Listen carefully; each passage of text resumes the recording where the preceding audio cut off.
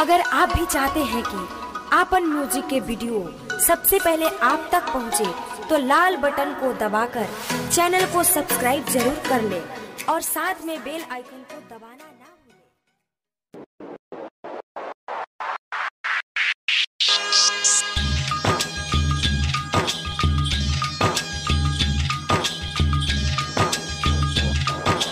जा बेवफा जा, आखिर हमरा प्यार में कौन कमी रहे जे दूसरा के बाद धइलू? बोला जा काहे ऐसा कइलू? डीजे ब्रजेश चकिया काहे कइलू ऐसा? बोला तू, बोला हमके बतावा।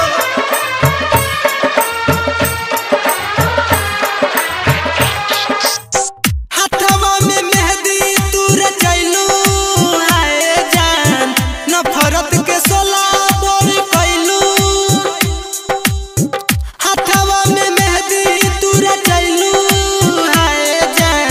नफरत के सोला भर कैलू। दोसर के बहिया धरबू तू जहिया, काटा बन के दिलवा में चुभे। भोर होई तोहर विदाई, अर्थी हमर समोसन जाई। भोर होई तोहर विदाई, अर्थी हमर समोसन जाई। हाथवा में मेहंदी तू रचैलू, आए जान नफरत के सोला भर कैलू।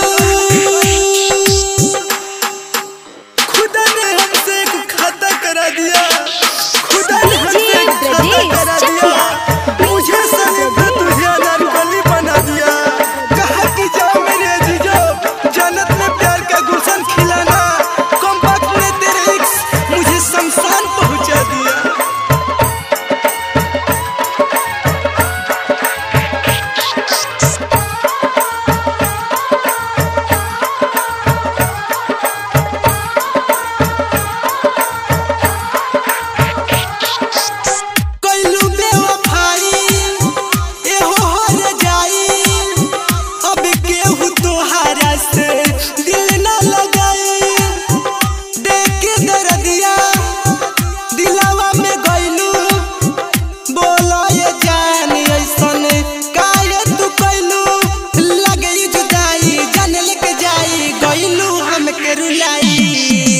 भोरे होई तोहार विदाई, अर्थी हमर समोसन जाई। भोरे होई तोहार विदाई, अर्थी हमर समोसन जाई। हम उम्मीदों की दुनिया बसाते रहे, हम उम्मीदों की दुनिया बसाते रहे। वो पल पल हमें सताते रहे। जब मोहब्बत मरने का वक्त आया, हम मर ही गए, वो मुस्कुराते ही रहे।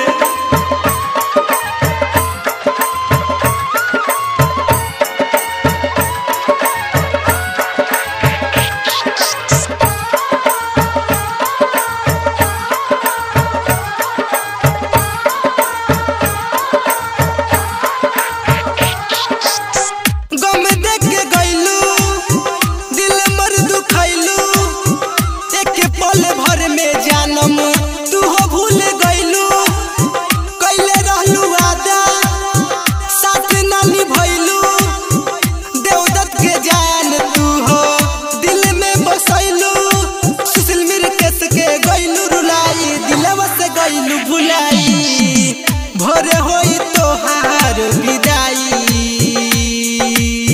अर्थी हमर समोसन जाई। भोर होई तोहार विदाई, अर्थी हमर समोसन जाई।